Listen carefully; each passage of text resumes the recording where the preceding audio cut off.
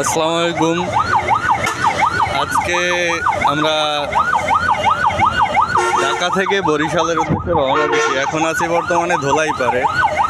তো এখানে আমরা দেখতেছি মানে বরিশালের ভাড়া যেখানে সব সময় 550 টাকা, সেখানে আমাদের জন্য এই যে রাইদা পরিবহন আছে, রাইদা পরিবহনে ভাড়া হইলো গিয়া 600 টাকা, যেটা ঢাকার লোকাল গাড়ি যাইতেছে 600 টাকা। এই যে বাউফল 10 মিনার গাড়ি, আলামিন পটুয়াখালীর গাড়ি আর কি, এ চাইতেছে 1100 টাকা বরিশালের ভাড়া। তারপরে এই যে মিজান চাইতেছে 1100 টাকা। এটা কি আসলে বরিশালের ভাড়া?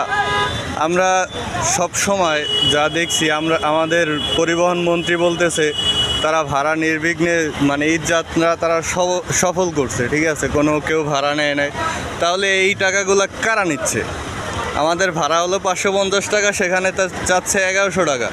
এই সিন্ডিকেটের মূল কোথায়? আমরা কি এর বিচার পাবো কখনো?